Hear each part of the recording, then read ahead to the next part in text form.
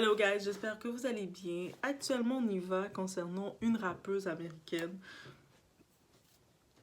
Cette rappeuse-là, je la mets dans la même catégorie que Lil Nas X. Eux autres, ils ont été dans l'industrie pour promouvoir le trash, promouvoir l'immoralité. Et ils sont tellement rendus dans l'excès, ni l'un ni l'autre n'est pas là pour attraper l'autre, que ce soit Lil Nas X ou cette fille-là. Ils sont pas là pour attraper l'autre et que tout ce qui est fait, c'est dans l'excès. Quelque chose qui devrait être beau, être mignon, elle trouve le moyen de le rendre laid. En parlant d'un baby shower. Encore une fois, elle dépasse les bornes parce qu'elle veut toujours être dans l'excès. C'est juste ça qu'elle... On l'a pris pour ça. Et guys, en 2024, on veut plus voir ça. Right?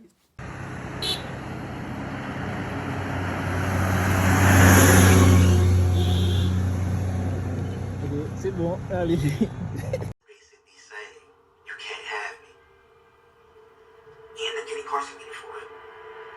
Déjà, ok, on parle de elle, cette rappeuse-là. Déjà, on la voit de son nom S-Red. Déjà, on sait que elle est tellement trash qu'elle attire même pas un peu d'attention. On sait que une personnalité avait fait une vidéo intime dans laquelle elle était sortie et ça l'a propulsée, en parlant de Kim K. Même si elle essaie de rattraper son image, mais elle, je pense sur les réseaux, il y a une de ses vidéos qui est sortie, mais elle est tellement trash que c'est juste... Et c'est ça qui arrive, et c'est vraiment l'excès de l'immoralité, l'excès du trash, de la vulgarité, l'excès de trop vouloir donner ça, qui... C'est pas que ça rend accessible, ils essaient de le normaliser. C'est pour ça que on voit ce genre d'artistes-là qui sont en avant, ce genre de personnalités qui sont en avant, parce qu'ils veulent tellement, dans l'agenda, ils veulent tellement normaliser ça.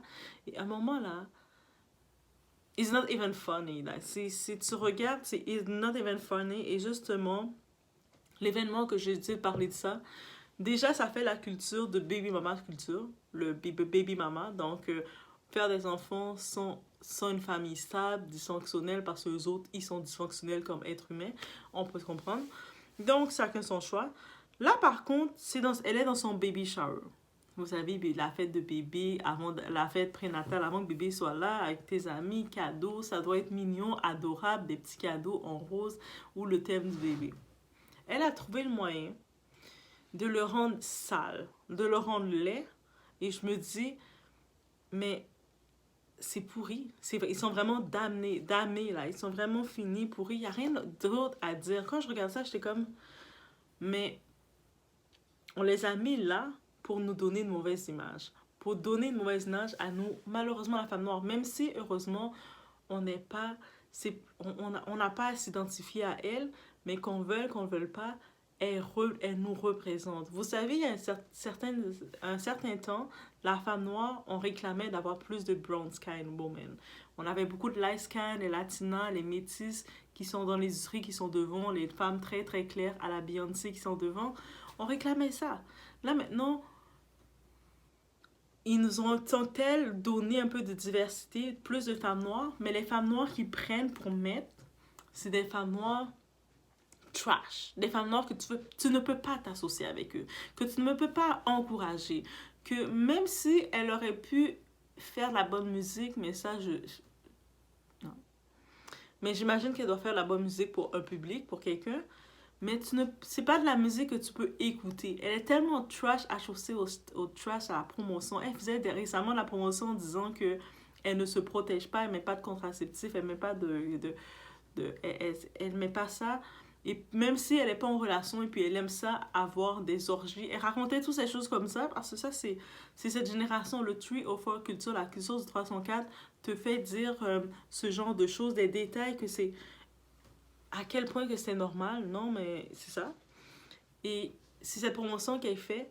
Et là, je me regardais, j'étais, oh mon Dieu, comment tu peux être dysfonctionnel comme ça? Et puis quand on regarde, le plus triste, on retrouve beaucoup de mères, d'enfants, des femmes qui ont des enfants et qui ont ce comportement-là, qui vont prendre leur argent, qui vont recevoir du gouvernement, souvent l'argent des allocations, pour aller investir dans toutes les vanités qui existent, qui vont même prendre l'argent pour aller dans des pays comme au République dominicaine, au Mexique, d'autres pays, Colombie, pour aller se faire injecter de quoi, pour soi-disant tourner à voir les apparences de ce qui est montré.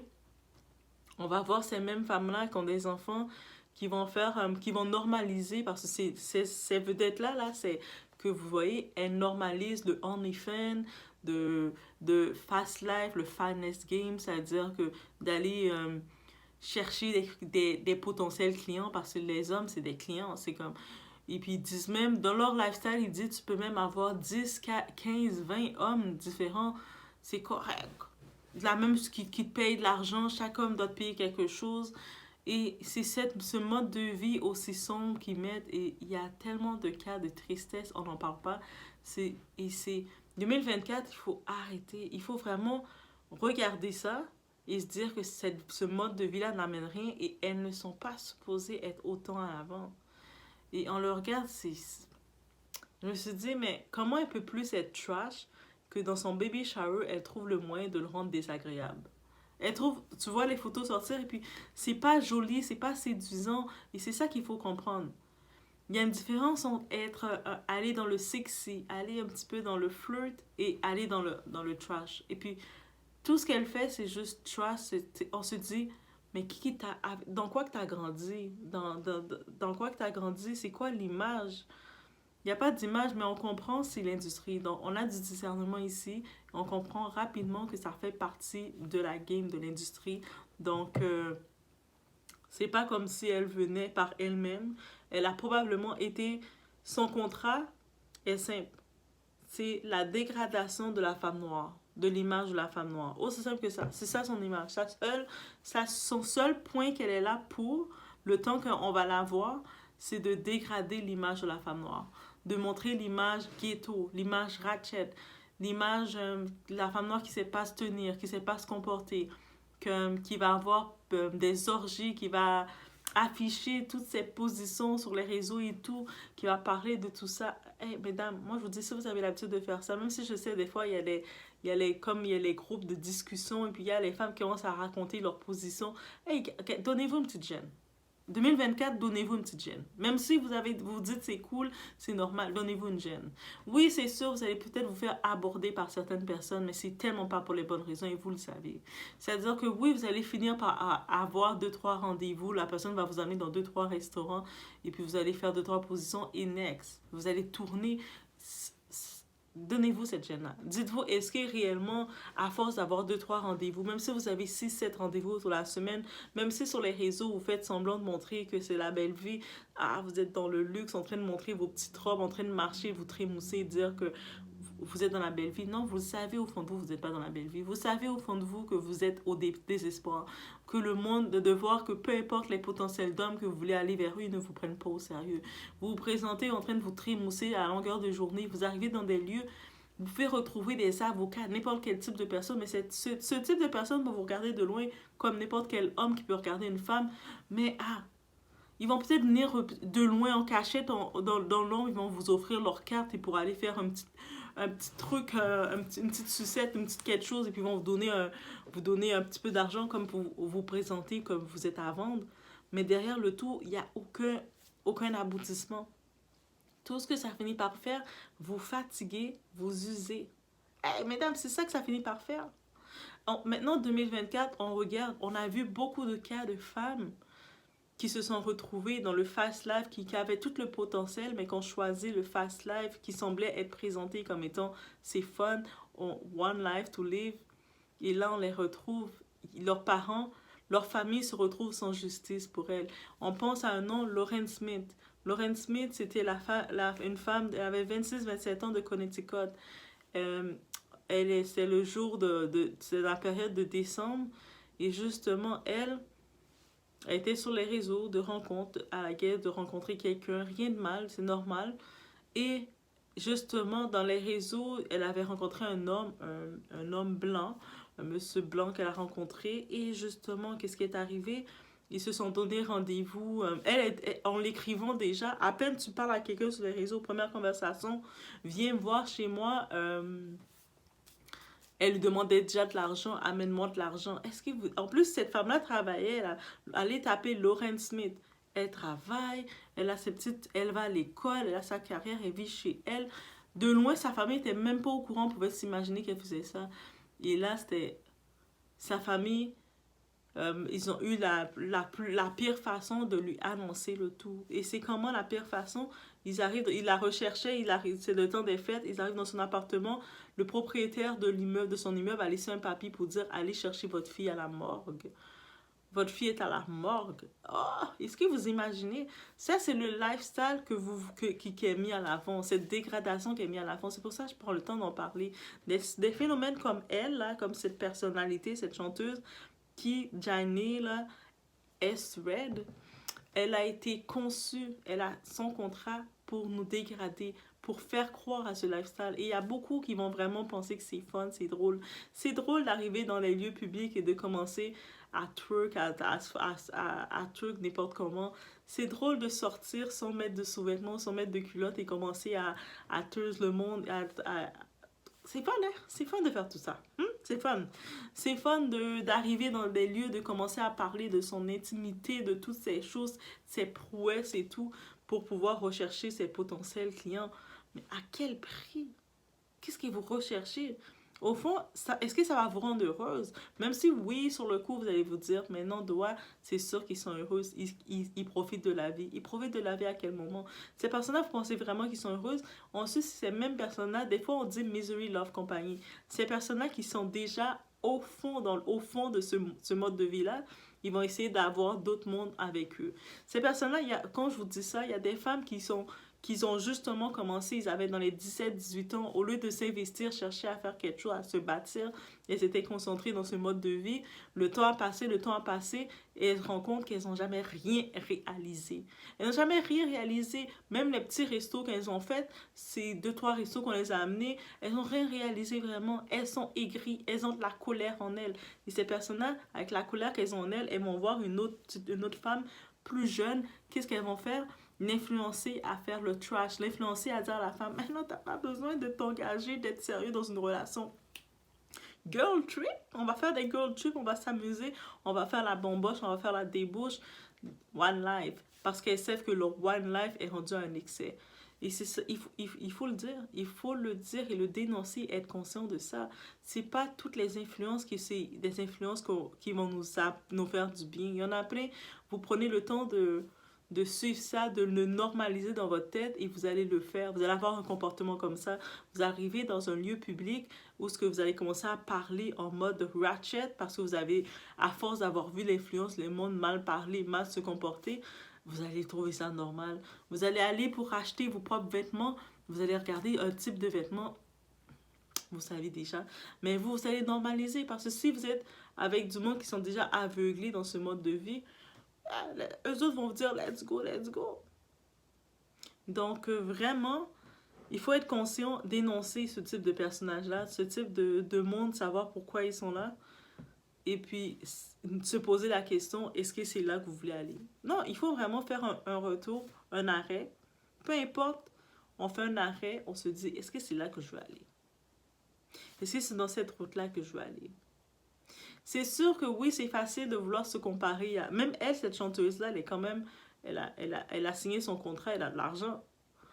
Ok, l'argent, c'est pas tout, mais elle a quand même un certain mode de vie qu'elle peut se permettre de continuer d'être dans la dépravation parce qu'elle est payée pour ça. C'est sûr, vous allez regarder Cardi B qui va danser, chanter, dire des wap, dire de tout ce que des bongos, tout ce que vous voulez. Mais on se rappelle d'une chose que Cardi B avait dit dans une entrevue. Sa fille, ses enfants, n'écoutent pas ses musiques. Quand Cardi B a dit ça, moi je sais pas pour vous, mais moi ça m'a marqué.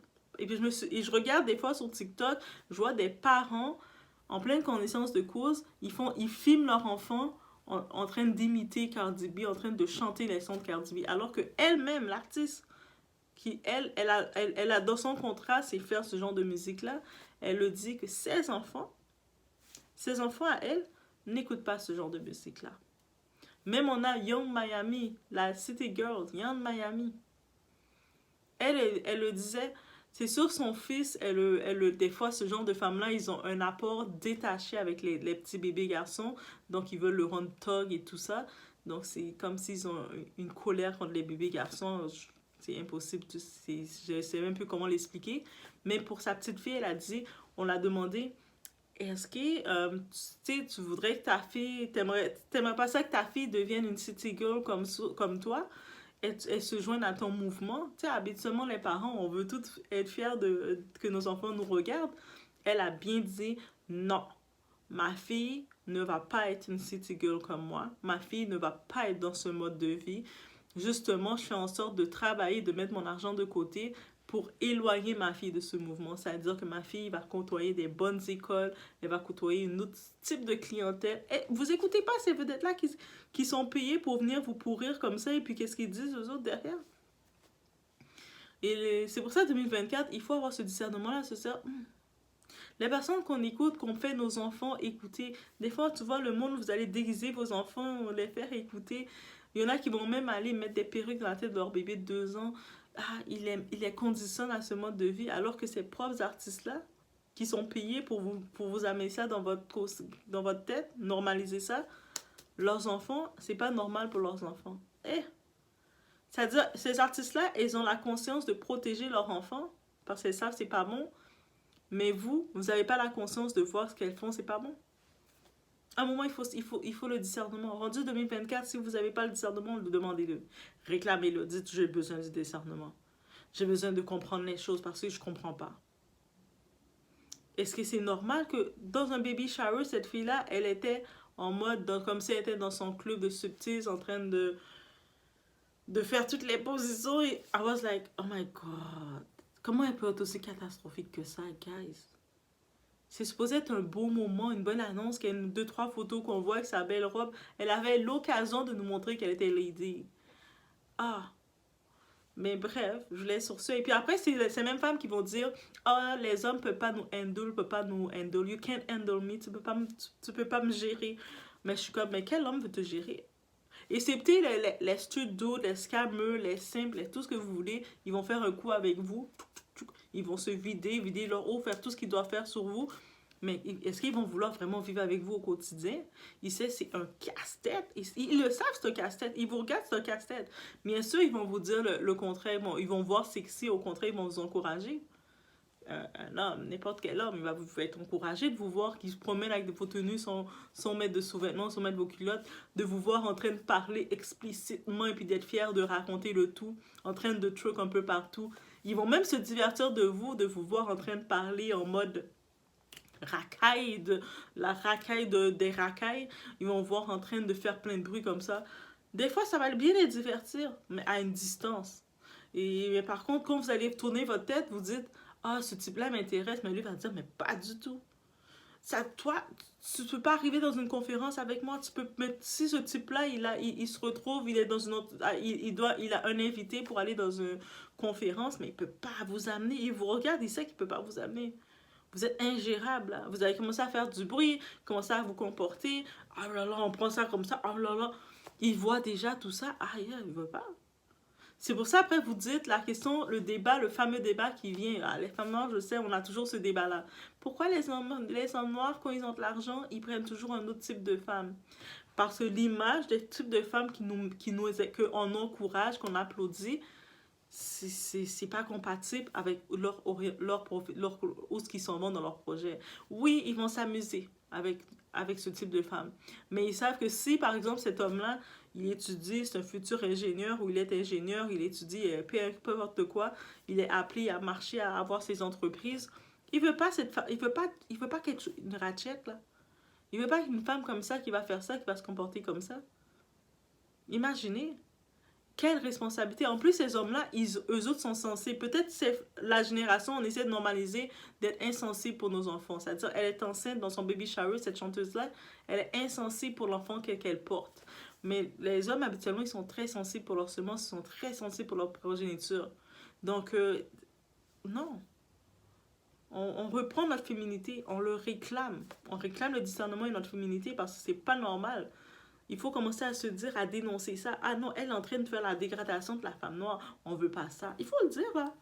Bref, c'était mon point de vue que j'avais à dire sur ce. Faites attention à vous.